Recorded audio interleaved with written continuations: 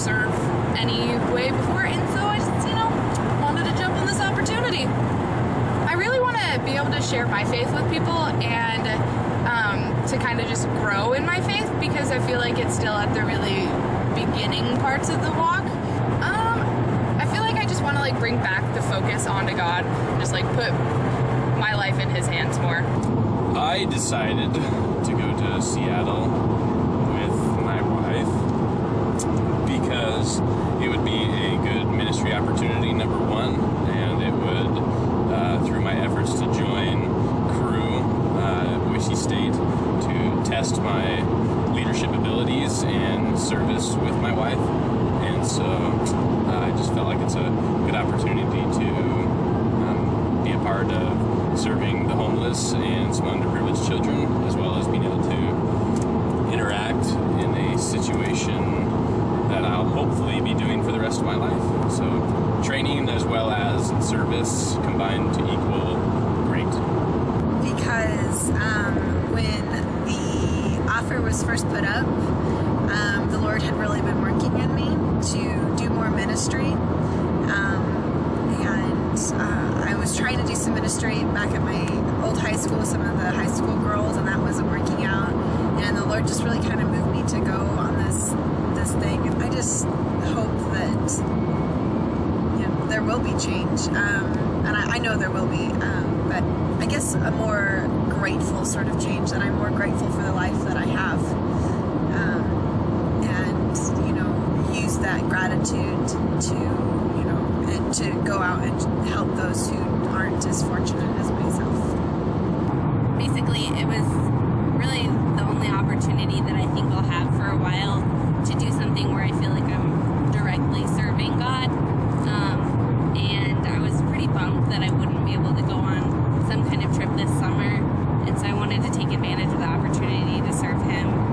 I just really feel like God is moving mountains for us to go on this trip. Like, so much we've faced so many barriers in preparation, and at least I have, and I'm excited to see what He has planned for the people that we are going to encounter, and the ways that He can use us to impact their lives. And I'm just excited to meet some new people and hear their stories, and see what I can do to show them God's love. I guess I didn't really know that we were going to have this opportunity at first, but then when Matt emailed Jess and I and asked us if we would lead because some of the other staff might not be able to, I think at first, at least for me, I was kind of like, whoa, a little apprehensive, I guess, just kind of like, why?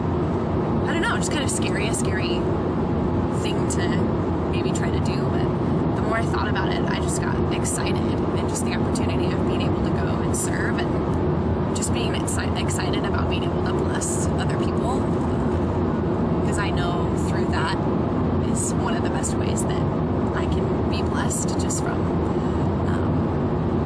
seeing the happiness that it brings other people and the joy that we're going to bring to all those young kids, just showing them that we love them and we care about them. Well, I didn't have any other plans, and it sounded like it would be a really great time of fellowship and just sharing God's Word. And I've only been on one mission trip before, and so I was really looking forward to having an opportunity to do some service work and not just go to a retreat and have it be all about me. Well, besides just experiencing some other walks of life and sharing sharing with other people and sharing their stories and things, I'm really hoping to kind of get a fresh perspective. And I think this has been a challenging semester to stay focused on what's really important and my priorities. So I'm just hoping that this can kind of ground me a little bit back to where I need to be.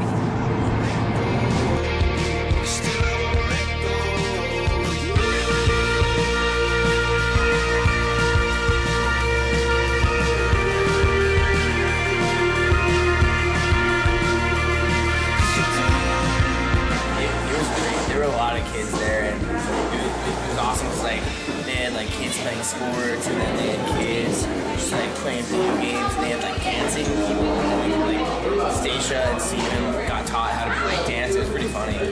I do not know how to break dance, but I do know how to swing dance. Could I talk? Swing. You picked it up at it and I did break dancing for sure. Embarrassing. Go down. Remember, go back home tonight. Stretch all night long. There's like a bunch of stuff you can do. It's really diverse. It's really awesome.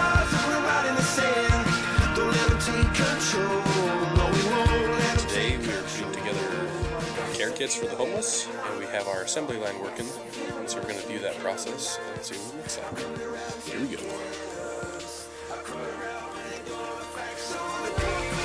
Putting together blankets, gloves, hygiene kits, scarves, socks, and knit hats.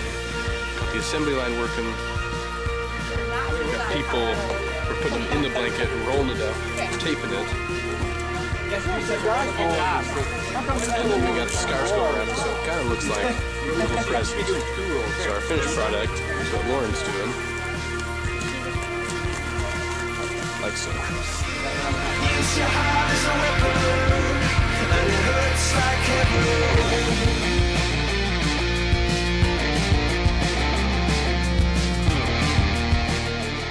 That I went with Kyle to for one more, and we talked to this atheist guy, and that was probably my favorite conversation of the day, because even though he didn't like really necessarily believe what we believed in, he didn't show like any real inclination to change what he believed. It was cool to hear where he was coming from and to see his thoughts on it, on what we believed and how receptive he was, and he let us talk for a long time, and he told us a lot of what he felt, and it was a really good civil conversation, and I came away feeling really optimistic about it. And he kind of showed, we thought, a slight interest in possibly visiting the crew group on campus just to kind of see what they were all about. So it was a really cool day. It was unexpected. I didn't know that was what we were going to be doing, but I was glad we did, because I feel like jumping into it was kind of what we needed, or what I needed.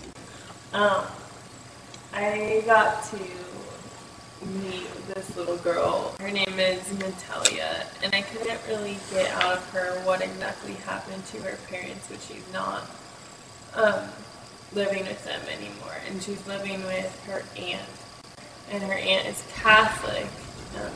They're a Hispanic family, and she goes to Catholic Mass with her aunt, and it's all in Spanish, so she has to sit through the whole thing, and she has no idea what they're saying because she doesn't speak Spanish.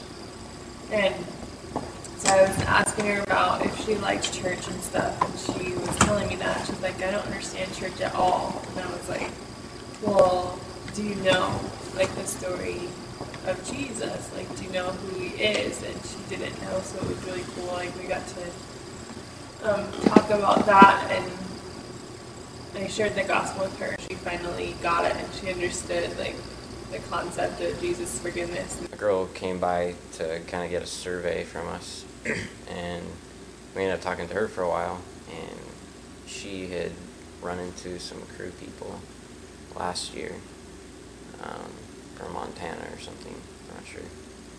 And she said 2 or 3 weeks after that was when she received Christ.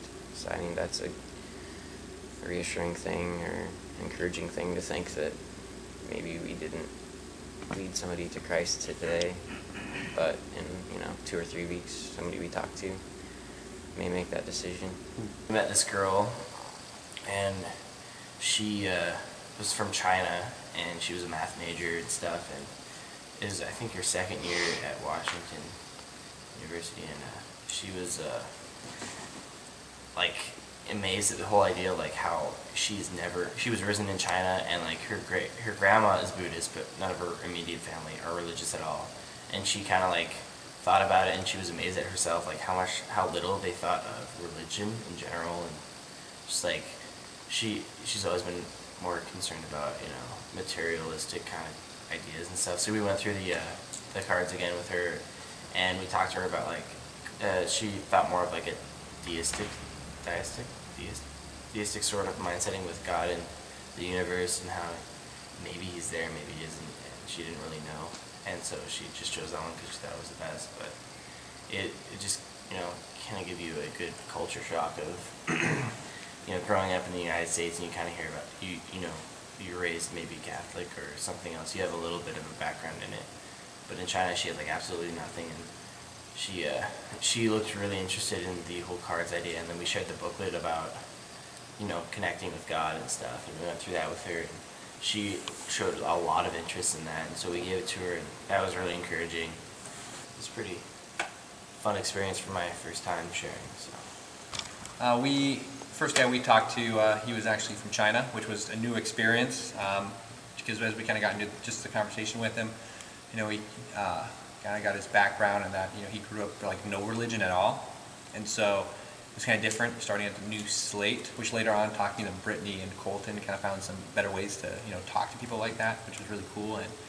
And it was also, Lauren's first time sharing, and she did a really good job, and it was awesome. And, as we, I wish we had more time to kind of discuss stuff, go over stuff, but he was just wrapping up eating, and so it was a little bit quick, but we were able to, get a little bit out there and then share it. And we even gave him one of our booklets and shared it all the way through it. And it was interesting just, seeing his reaction. He seemed intrigued, but, not really, doesn't have enough understanding of where he wants to go with it. And that's one reason I wish we had more time to go with him and go, hey, this is what we believe, and more. And it was kind of interesting, going over that booklet didn't seem to quite fit his situation. And so it was good to learn that, and Lauren did an awesome job at kind of turning, curving in a few areas, for never sharing and never really reading through a book with someone before. So it was really just, an awesome experience just get to chat with him for a little bit.